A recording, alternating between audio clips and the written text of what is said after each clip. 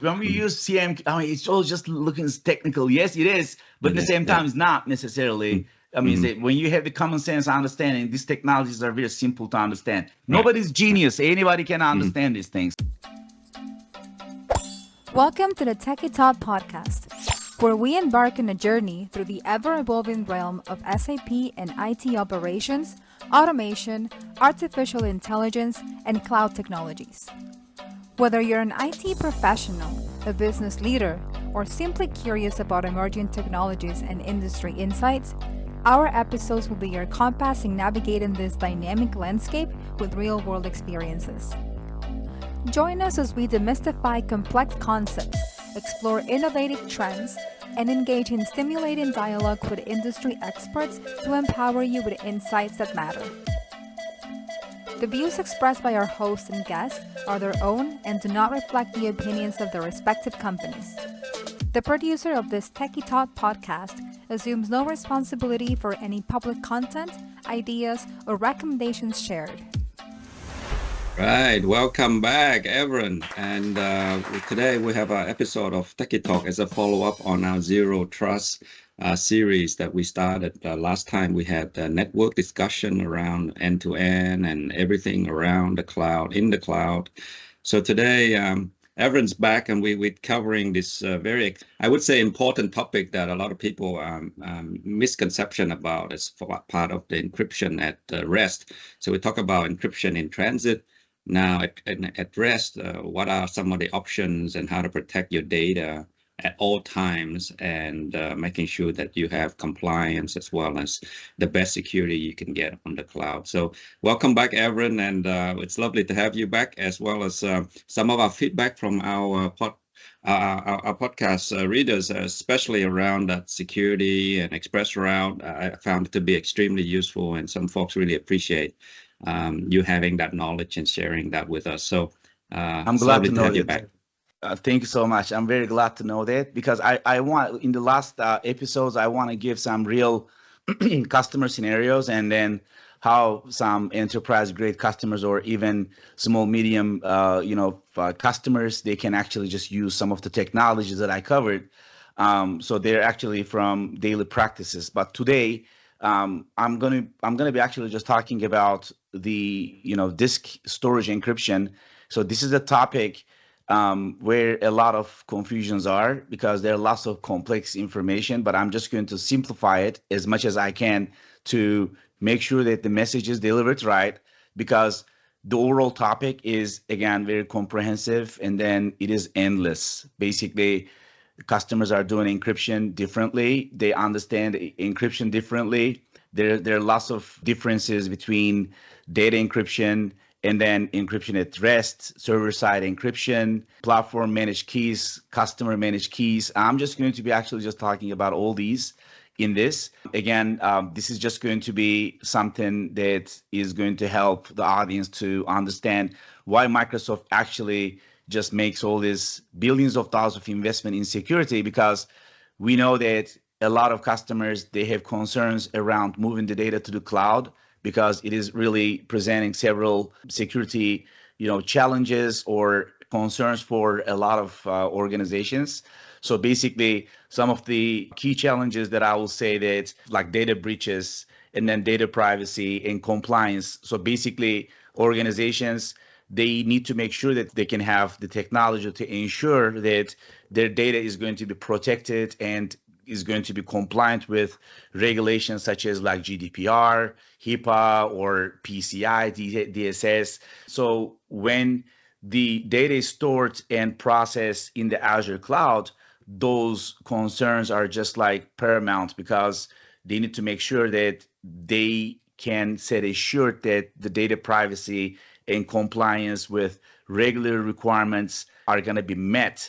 So basically, this can be really big concern for many customers, because there are lots of data breaches, like the first bullet point.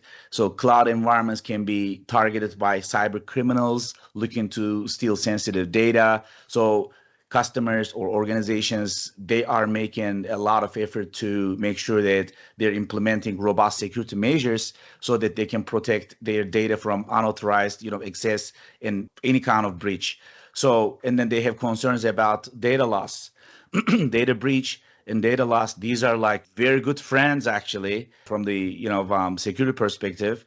You cannot necessarily just separate them out, because again, the data is stored in the cloud, and customers are thinking that this is vulnerable to loss due to like accidental deletion. It might be corruption or even the service outages. So basically, some customers are looking at backing up or disaster recovery plans in place to prevent data loss, so they can ensure the data availability is there at all times and the data is going to be secure. So there's also the insider threats. What exactly I mean by insider threats, that we had a offline conversation before the session started with Linh. So I was giving him some examples. So employees or third-party vendors with access to cloud data can pose a security risk. Like somebody who was sitting next to me in the plane, like the computer is wide open and I can see very critical information because I'm a human. So basically that screen is right there, right in front of me, right over the tray. And I was able to actually just see very critical information from the customer side. So if I'm a person that is actually targeting these customers or companies, I might have done something about this. So basically maybe the person next to me was lucky because I'm coming from the security side, but of course that I couldn't say anything because it's none of my business. I cannot necessarily just tell people what to do when they're actually looking at their computer screen. So basically organizations need to monitor and control access to sensitive data to prevent those insider threats. So this is something very important. And then the shared responsibility model is important. Basically, Microsoft and any other cloud provider, they operate on a shared responsibility model, which means that customers are going to be responsible for the security of the data. So the vendors are going to be like Microsoft. We are responsible for the security of the cloud infrastructure, while again, customers are responsible for the securing their data and applications in the cloud. So in this, I'm just going to give tips and recommendations basically to these customers and organizations. I'm going to simplify this. Again, these are the best practices. I applied for hundreds of customers, and one of my S500 customer, they have been actually just doing a fantastic job on that part. One customer that I work with, and then there's my primary customer, and a gentleman named Bob, he actually just knows every single thing about the security metrics and parameters. Basically, he actually is applying a lot of these. The important thing is, Evren, maybe you want to let the listeners know that you are actually the one that prepare a lot of the Microsoft certification exams around these topics. So, better listen in, right, for the tips. Yes. And also when I'm actually just referencing to the customer, and then, I don't want the customer to know, hey, you're exposing me. But Bob is a very common name, right? Okay. Yes. So encryption categories. I'm just going to speak about this. So this is very, very important. Again, last time we spoke about overall network security, and in the same time, now we're going to be talking about something which is just going to be crucial. And again, the good thing about these sessions that audience can actually just pause the recording and they can actually just take notes down. So basically, encryption at rest. This is I'm just going to tell what exactly it is, why we need it, and what do you need to do. And I'm giving examples on that. Basically, encryption at rest is actually very peaceful. I'm at rest right now. The data encryption is at rest. You're peaceful. It's a Saturday environment, right? Saturday, Sunday.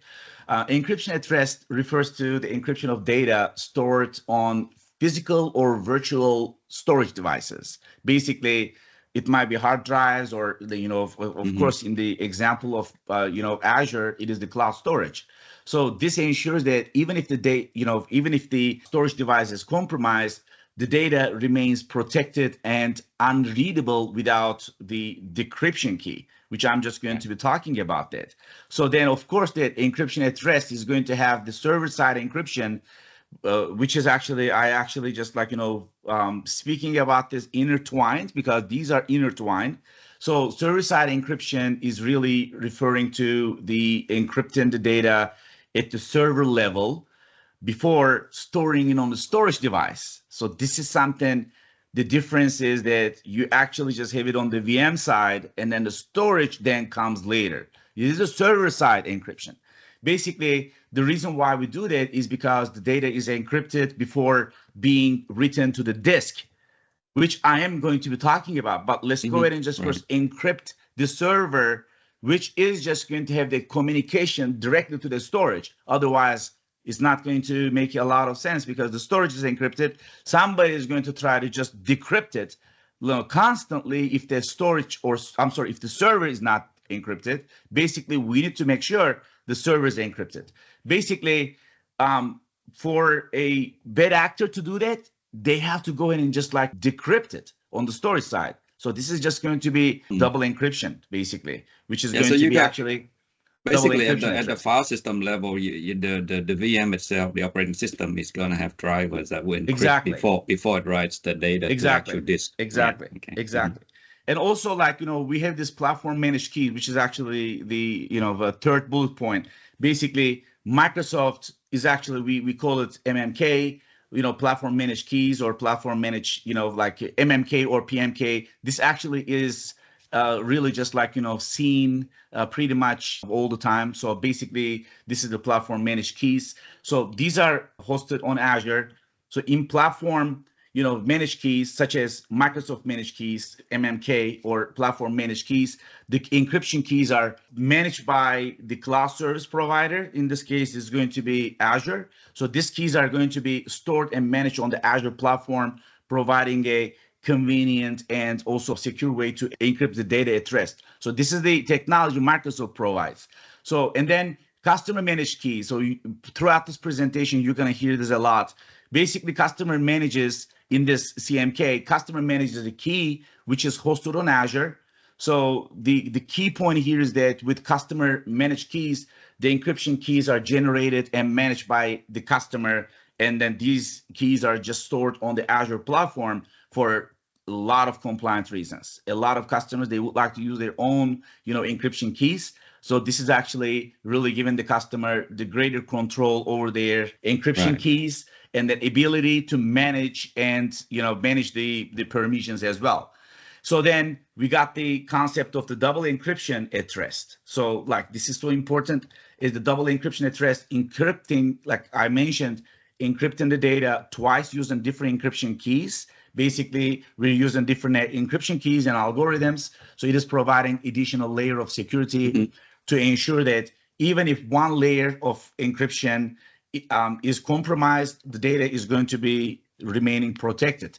So basically, encryption in transit, which is actually just coming after we make sure that the data at rest is encrypted, is actually going to be referring to the security of the data as it's transmitted over a network, like such as the internet or internal network. So this is going to ensure that data is protected from the interception, or like I will say the example I gave, like eavesdropping during the transmission. Basically, you're sitting in the plane and there are two people talking, right? And then this is the human error, and then also like so you're the man in the middle, Evren. You're man in the middle. So basically, making this kind of like the moment that you're making it, or you're actually taking the context out of the network security, and then you're doing it like in a very humanely manner, and then the data is exposed. So then we have the TLS and data link layer encryption. So what exactly it is? So basically, communication security over a computer network, which is like, between the DCs, of course, that in the Azure context. Basically, the transport layer security, TLS, is just a protocol that is really just providing that secure communication over the computer network, which is the DC to DC network. So when combined with the data link layer encryption, what it does, it is ensuring the data is encrypted both at the transport layer and then the data link layer during that transmission between data centers. This is very important. So then we have the end-to-end encryption, right? So basically, when we say the end-to-end encryption, when it comes to the double encryption and the server-side encryption, end-to-end encryption, what exactly it is? End-to-end. Like we always just say, hey, this is end-to-end. End-to-end is really the data is encrypted from the sender to the recipient, from one end to another end. End, Lin end, Evren end. So we are actually just making sure it is encrypted. So this is providing the complete protection throughout the transmission process. What it means, only the sender and then the recipient are going to have access to the encryption keys, which are needed to decrypt the data. So basically, if there are two people knowing it, two people are just going to be able to decrypt it. Basically, from sender to receiver, that is encrypted, and then the keys are actually just between these two, and then this two is the customer, so nobody else. Basically, we are actually just talking about like a lot of things that refer to word encryption, but these are all the techniques and methodologies that we actually just provide to the customer. Like different customers, they need different like encryption methods, but these are the best practices. And then this doesn't mean that every single customer needs to go ahead and just like, implement these. It is all about how their security posture is, and then how their, security teams are really just managing the storage. And then, So also the compliance requirement, right? exactly. So customers. that's why I don't want anybody to understand or misunderstand me in a way that, hey, these are the things that everyone is pushing from Microsoft side. No, not at all. These are the technologies available. So what Microsoft does, we have all these things. So we're not trying to convince anybody, hey, come to cloud, come to Azure. We're already providing all these technologies. It is all up to the customer. Remember, I said customer is responsible to securing their data. We're going to be providing all the platforms, like platform, solutions, technologies, so that they can apply them. So then, like, for example, from a perspective of host-based encryption within a DC from VM host to storage. So host-based encryption is really encrypting the data at host level before it is written to the storage. Remember that I said about the server-side encryption. Now we're looking at the host-based encryption. So basically, we're actually, encrypting the entire host before the data is really written to the storage. So this is really just ensuring that data is protected at the source before being stored. Like it is really just like, providing that additional layer of security within the data center. So then, of course, that we have the Azure Disk Encryption. Basically, is a feature that Microsoft Azure provides that we are decrypting the data, encrypting the data on the virtual machines using, like for OS, for example, like Windows OS, BitLocker drive encryption, or for Linux, we are using dmcrypt. So this is really, helping protecting the data stored on Azure disks from unauthorized access. And then, of course, then we are actually looking at then confidential disk encryption, which is something like is a feature that ensures the data is stored on disks is encrypted and accessible only to authorized users. It is actually just making the confidential computing. So it provides this additional layer of security to protect sensitive data from unauthorized access, basically. And then we're actually just going to the CVM, which is actually encrypting the data in memory, in hardware, like, based trusted execution environments. Then, of course, the, confidential VM, which is the CVM, which is encrypting the data in the memory within the hardware-based trusted execution environments. And then we make sure that then the data is, we actually just provide the customers that they can set assured that the data is protected and isolated from unauthorized, access. Basically, these are I just want to just like explain what exactly these are before I go to the key details. Again, I think your comment about, it's not just Microsoft, like all cloud providers have to provide these kind of level of industry best practice. And I see a lot of customers now, let's say multi-cloud, right? So we have to agree on standards across clouds or on-prem to cloud. So not just when you talk about end-to-end, obviously it's not just one place, it's multiple places. And the customer now today, they don't just have data in one place, right? So that's also important to understand. It's the whole end-to-end. It's like, I can encrypt everything here, but if you're transferring something to on-prem and that's exposed and you're connected via a express route, for instance, somewhere along the line here, you need to make sure the whole end-to-end piece is covered, not just one portion of it, right? That's right. I agree. And also, like this actually that you just mentioned it right on time, because when we're looking at the management, key management, so sometimes customers are really just like asking, hey, what does Microsoft do versus what I do, right? For example, here the key management parameter, so who does what, right? Is if that the customer, so Microsoft manages the keys, or platform managed keys and customer managed keys. So these are the two parameters. From the key storage perspective, Microsoft Key Store, and then Azure Key Vault or Key Vault HSM. So the key rotation responsibility on that is going to be on Microsoft. And then for the customer managed keys, this is going to be the customer responsibility. The key control, again, Microsoft. For the customer managed keys is going to be the customer. So for the Microsoft managed keys or platform managed keys from key scope perspective, it is going to be disk account. And then also from customer managed keys perspective, it is going to be disk account. So when I'm actually just giving the examples, this is going to be even more comprehensive.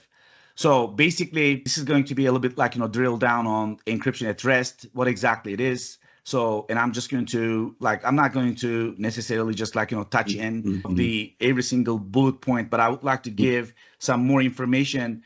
Basically, encryption at rest, like I mentioned, this is the security measure which we are using to protect the data stored in databases, files, or storage systems by encrypting it while it is at rest. Basically, what it means that it is not actively being used or transmitted. It is the first state of encrypting it. So remember that in the first, I think that was the first episode, I mentioned about the moment the customer starts the storage account, like you go to Microsoft portal and then you create yourself a Azure storage account, it is AES 256. We are actually just making sure we are warming up the engine to encrypt the storage with AES standards, AES 256. Basically, then after that, we are putting on top of it. Basically, what it means, any kind of technologies that we're going to be adding on the layer is going to be on top of AES 256. It is going to prevent unauthorized users to have access to the sensitive information in case of data breach or unauthorized access to storage systems. So when the data is encrypted at rest, it is going to be transformed into a coded format that can really just be accessed or read by authorized users who have the decryption key. This is important. If you don't have the decryption key, that data at rest is just not going to be doing anything for that bad actor. You have to have the decryption key.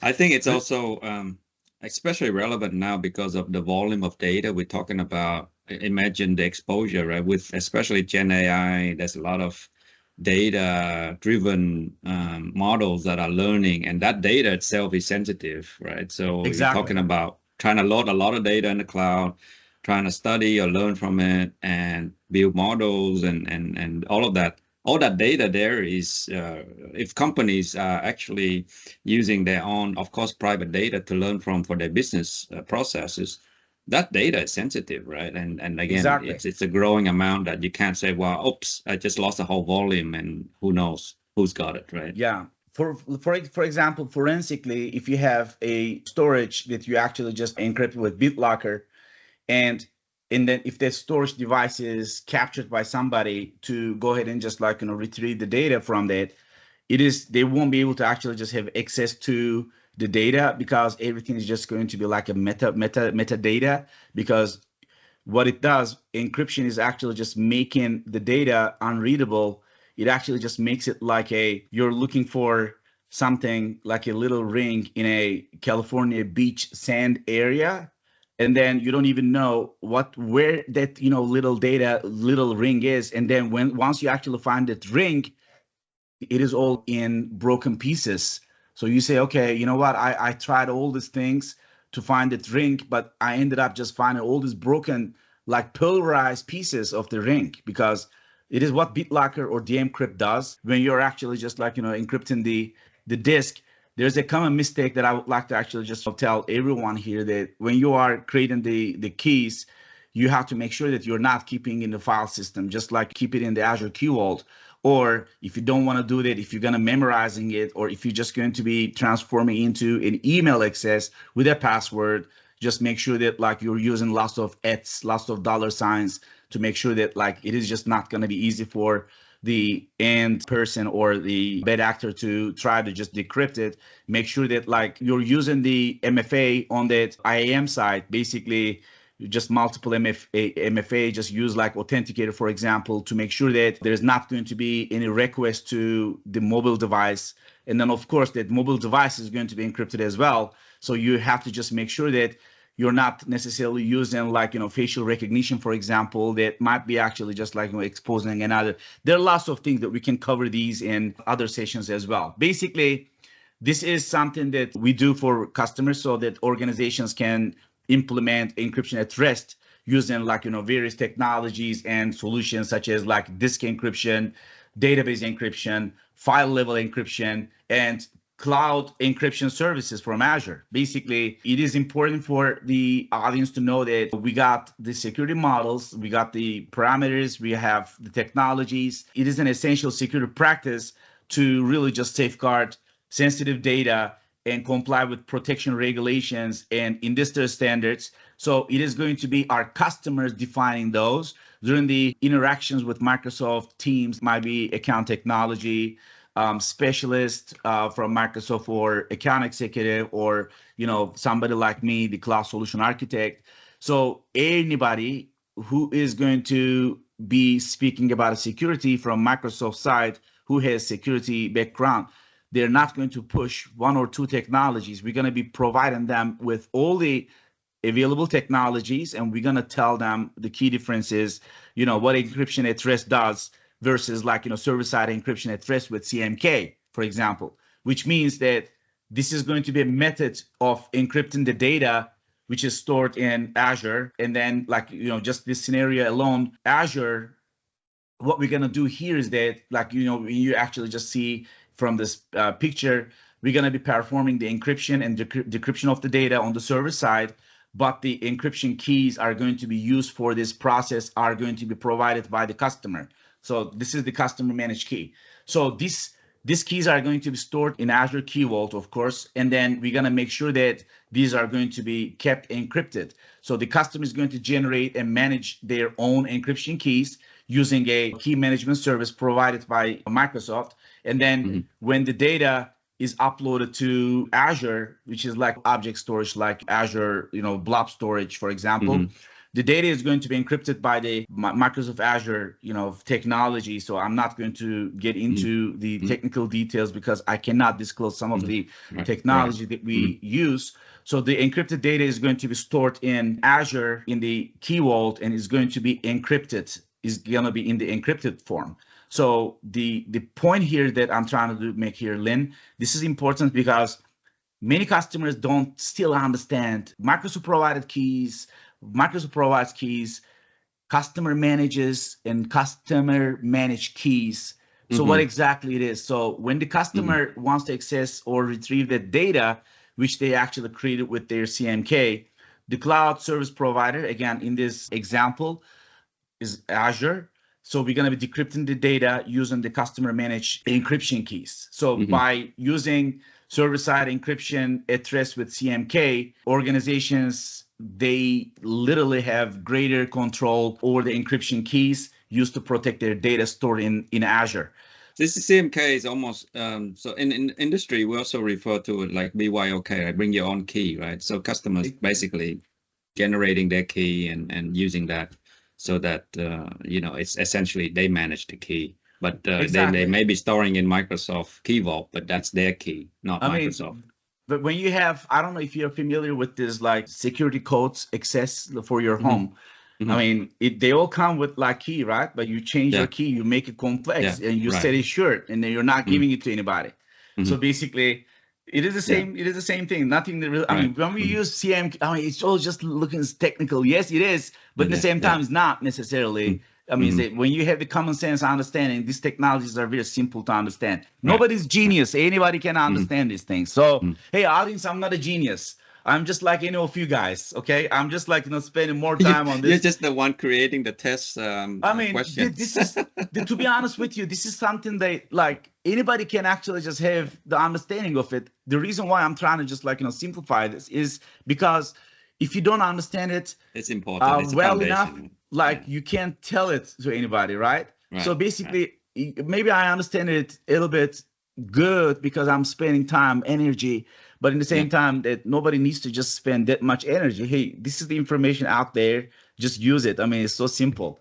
So with this server-side encryption and at rest with CMK, you're really just like getting that enhancement on the security side, and then you meet your compliance requirements with data protection regulations again, that you are actually just like managing the whole key. So like I mentioned, that when the customer manages that Azure actually just decrypts it. So by using SSA at rest with CMK, again, like this is going to be double encryption, in my opinion, is actually just going to be peace of mind for any customers. Yeah. So envelope encryption at rest model. So this is something envelope, right? Oh, they're going to say now, what is envelope encryption? Oh, what is going on? It's just really like it's another at rest encryption data security method that is combining the symmetric and asymmetric encryption to protect that sensitive data, which is really just stored in a database file system or cloud service. Basically, in this model, when we use the word envelope, it is really just referring to the outer layer of encryption. It is really just protecting the symmetric encryption key, which is used to encrypt the data. So with this, I mean, let me actually tell you how exactly the envelope really just works. Basically, there are components like the data encryption. For example, the data is sensitive. So this sensitive data is encrypted using randomly generated symmetric encryption key. So what it does, what exactly this means, that there is this terminology, we just call it like disk encryption key. This key is referenced to as the data encryption key.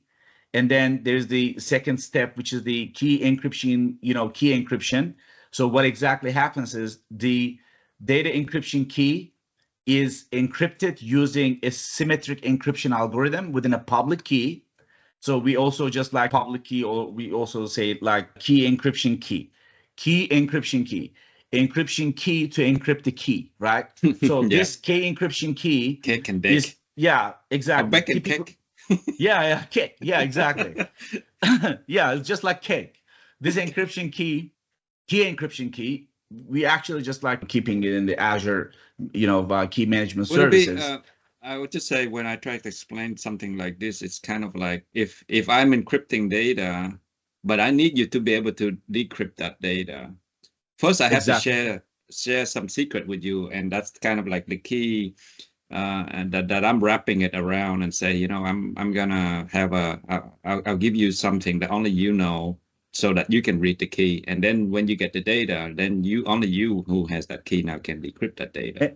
And also one other thing that like we're going to be covering in the next sessions, maybe multi-MUA.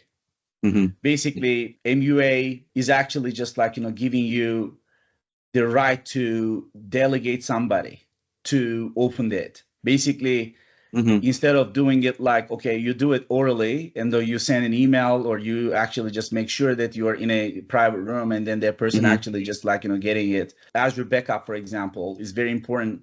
Multi-user authorization, you're given another person on authorization to make sure that data is going to be actually just available. For example, let's say that I'm a insider threat now for the organization, and then I am so like dangerous right now, and then I need to open that data, retrieve that data, but without your permission, I won't be able to do that. It's actually going to be the multi-user authorization. So of course, that when we're talking about these things, these are like, okay, you encrypted, okay, then there's a human element. I mean, organizations are not one person, two people, right? So you have many people. So what happens if a person just like quits the company? So, and that is the only person that actually just knows the key. And then that is the only person to decrypt that key from Azure Key Vault. So what are you going to do? So you have to have some delegations. Basically, when you're doing the delegation, you have to make sure that you're given the right access to the right person or right people. It can be in different tenant, but you have to just make sure that you set some parameters to achieve those kind of goals. Otherwise, this is not going to make any sense. So again, like, we're just going to continue. This is not going to be, like I always just said, Lynn, this is not a one time, two times, sessions. It's going to be talking. So the encrypted data encryption key, along with the encrypted data, forms the envelope. It is how it exact envelope. You just like close the envelope, right? Basically, it is going to protect the sensitive data. So the encrypted DEK is going to be stored alongside the encrypted data. So then you have achieved the envelope encryption.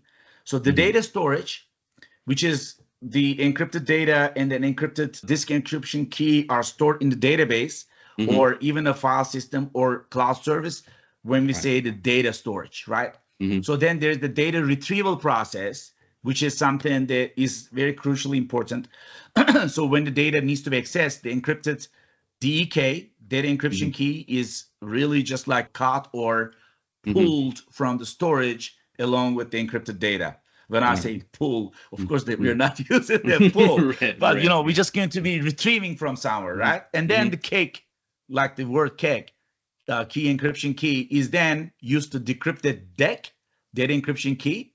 Then we're revealing this, symmetric key. So then the symmetric key is then going to be used to decrypt the data.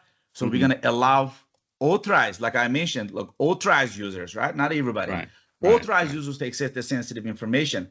So what we achieve by envelope encryption at rest, they're really just like customers are benefiting from seriously additional layer of security for their data, which is stored in various systems. So they can actually just say assured. So it's not like, hey, Azure is safe, Azure is secure. Yes, it is, because Azure backbone is secure. From data from point A to point B travels with IEE standards, right? With MACSAC, which is media access control. But okay, is that the whole thing? How is this data is going to be accessed? For example, file audits, right? Access audit. Who's accessing this? I mean, we have some really great previews happening, and then customers are actually just like leveraging some of those log editing, auditing, So to make sure that like who's accessing the system, why is this person actually just like meandering inside my data, right? So customers can be granular. So again, like with this envelope key, it is really just helping protect the data from unauthorized access, data breaches, making it like valuable security measure for safeguarding the sensitive data at rest. So I know that we are running out of time, right? We can actually even just continue the. Let's finish this discussion here, because I think it's important. Like I said, this is the base layer. We haven't even touched about encryption at rest from an application that encrypts it, right? We talked about file system, etc. But applications like database, such as SAP HANA as well, can also essentially encrypt. They call it persistence encryption. Exactly. Right? So they would that also protect even that volume that's transferred somewhere else. And so like databases like HANA, for example, like the common mistake that is being made is when a customer leverages S4 HANA, for example, they're looking at, okay, let me just go ahead and just encrypt my HANA database and then not worry about any of these things. And then it actually just defeats the entire purpose of, zero trust security model. Because database encryption alone is not going to be enough to make sure that you are actually meeting the standards of DMZ, which is the demilitarized zone of one of the biggest principles of zero trust security. Basically, to achieve DMZ, you have to just make sure for example, your network is going to be augmented with, for example, Azure DDoS, denial of service attacks, so brute force attacks. So there's some key tips which I had given in the previous sessions, for example, for the brute force attacks. So because database encryption alone, and then if you're not necessarily encrypting the host and you're not necessarily encrypting the traffic, and then this is just going to be defeating the purpose of the database, encryption. So here in this, for example, this is again the server-side encryption. This is the workflow, and then customer managed keys. When they're working together, it is providing this enhanced security for data stored in these cloud services. So like basically how it works is that server-side encryption is really just like the method where Microsoft provide automatically. We're encrypting the data before, again, like storing in on the server side. So the encryption and decryption process are handled by us. Basically, we're using encryption keys managed by the provider, which is Microsoft. Right. So then server-side encryption is really helping protect the data at rest in Azure, and then all the Azure services and also databases. So we make sure that the data remains encrypted while we're really just storing it on the servers. So then we mentioned about the customer managed keys. Basically, it is allowing customers to have more control over that process. So basically, customers, admins are using, or their users create this disk encryption set ARM resource by specifying a key in the key vault. It is granting key vault access using the Azure Active Directory and Entra. So basically, it is how we actually just manage it from that side. So then what happens is the processes that VM user encrypted the disk by associating them to disk encryption set, and then the disk are using the Azure Active Directory identity of this encryption set to authenticate with ADs or Entras, access to key vault. And then the last phase is going to be the disks sends get wrap key, unwrap key request to the key in the Azure Key Vault for the data encryption key, which is the DEC protection. This is the flow that I want to show. And then this is like the flow for the double encryption at rest. Basically, what happens is, again, like this is just to simplify that this is the Azure, we are referring to the practices of encrypting the data with 2 layers of encryption, which really just like provides the additional level of security, and then the protection for sensitive information stored in Azure. And double encryption at rest really provide that Azure disk encryption to encrypt the data on the virtual machine disks, combined with the Azure Storage Service encryption to encrypt the data stored in the Azure Blob Storage, which is something that we had talked about before. So this approach related to some of this encryption, when you're talking about double encrypted data, some of the customers, they may think, this is gonna have a performance impact or cost. That's not going to. Right. Because what we do when we're doing actually, when we get the requirements from the customer for their IOPS and maximum throughput, we make sure that we're using premium disks, for example, to make sure that performance requirements are met. So encrypting it, double encryption, this is not going to, because these are the double encryption at rest. The data is not being transmitted anywhere. Basically, this is what happens is the data is encrypted both at the storage level and then the virtual machine level. There's no performance indications, but there's indication on the extra layer of protection, which actually is, again, like, from, again, unauthorized access.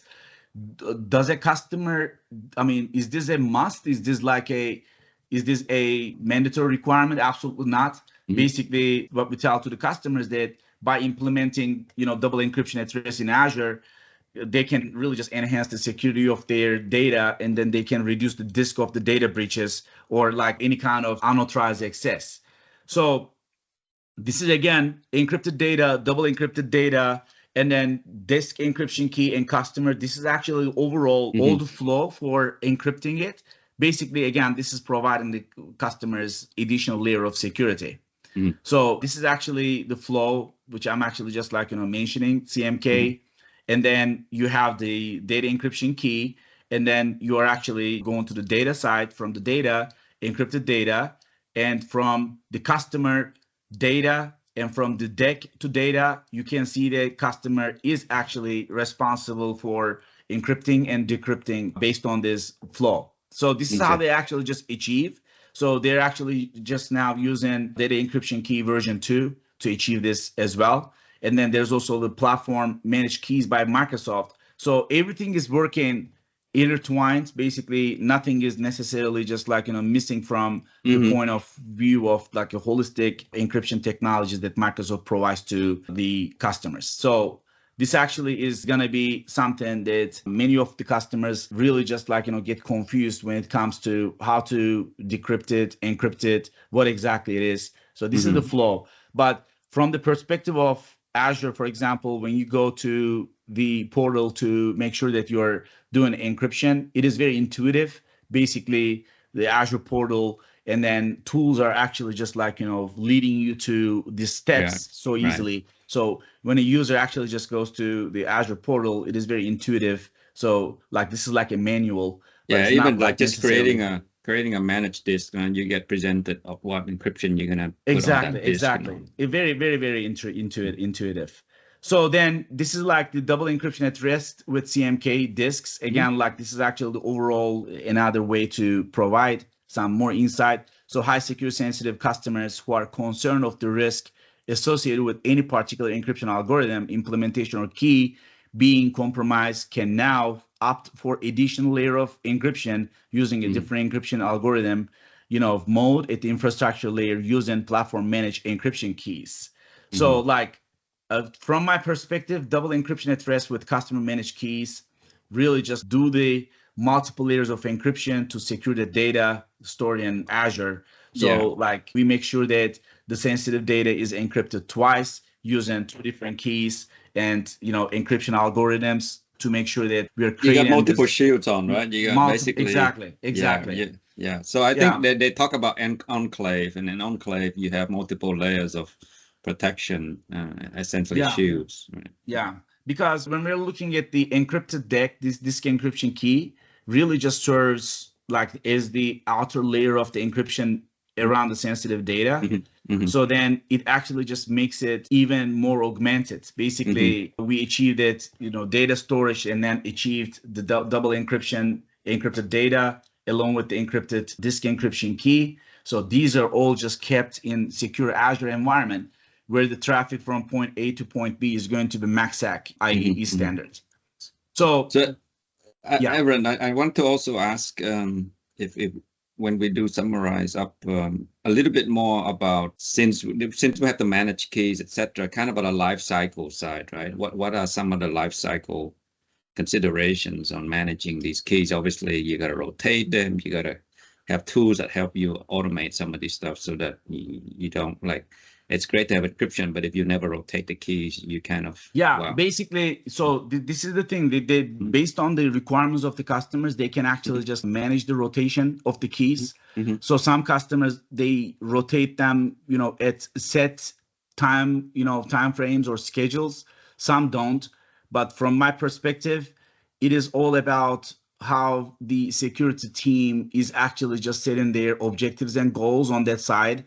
So Microsoft provides the ability to rotate the keys, so they can actually just set it short, but nothing changes from the practice perspective. It is just, it's going to be, their requirements are going to be actually just defining the rotation of the keys. But that's why, what I would actually just recommend is to go to Microsoft disk encryption rotation periods, and then how Microsoft does it versus how they can do it. And they can define it accordingly. It is pretty straightforward, actually. Once you actually have your playbook on security, and then how you're going to do certain things, and then you can actually just use available Microsoft technologies. So this topic is encryption at host. Basically, this actually is something that we're talking about, encryption at host. So why this is important, right? A lot of customers are really just asking about it. So encryption at host is, like the name actually just suggests, server-side encryption that we mentioned, and host encryption before the data is encrypted in the storage. Right. Basically, this actually is encrypting the entire host where the VM is located, right? So why this is important? Because while processing the data on the virtual machines, data can be persisted to Windows page file or Linux swap file, a crash dump, or to an application log, temp disks. So then this is going to be caching for the remote disks. So when you're enabling encryption at host, data encryption starts on the VM host itself. So the data for the temporary disk and OS disk cache are stored on that VM host itself. So temporary temp and cache is encrypted at rest, and remote disk data is encrypted at host, and flows encrypted to the storage service where it is persisted. So this is actually just like, pretty straightforward. So all these bullet points, I'm reading them because everything remains the same. So basically, the question that you asked about the encryption, these double encryptions, and even including the encryption at host, if it is actually just impacting the performance, when you see the bullet point number 4, it is not using the VM CPU, and then is not going to impact the VM performance. So temporary disks are encrypted at rest with platform managed keys. The OS and data disk caches are encrypted at rest with either customer managed or platform managed keys, depending on the selected disk encryption. Basically, this actually is given, even this wasn't available until very recently. Basically, customers are also just like, using encryption at host to make sure that the data is going to be secured starting from the host VM to the storage. So you can actually just have that end-to-end protection from the VM to storage. And then also you can actually just communicate it between end-to-end users. Remember, the receiver and sender is actually just going to be making sure the data where it is stored in Azure VM is encrypted and is also encrypted in the storage side. So with this, wonderful. I'm going to turn this over to you. Lynn. I wanted to make sure people understand, I guess, the reason we're doing a lot of this coverage on the security side is obviously we know I got these flags on this year. We got the election year. There's a lot of hypersensitivity around security. In every corporation we're working with is essentially the top question is extra data, data-driven AI kind of initiatives. There's lots of cyber type activity. There's always data breaches you learn in the news every single day. And I think this topic is very relevant, especially this year. And that's why we're taking the extra time to spend to understand the basic principle, because if you're in a meeting with a customer or internally and that people start throwing out terms, you need to really understand where it fits into the overall picture. So hopefully we've unraveled some of this. And again, thanks to Evren for explaining things at the depth level and also making it relevant. So we can also, with the podcast, you could just pause and, take in the concept, because we spend a lot of time talking about one slide, but behind the scene, there's a lot of things going on there. So again, security has to be practiced, right? It's not something you just assume somebody is going to do it for you. So I appreciate your time, Evren, and we have some follow-up episode. I think we do have other security topics to talk about in the future podcast as well. But I appreciate your time again for this very insightful. Thank you for having me. Thank you. All right, thank you. Thank you. Have a wonderful day. Take care. Bye-bye.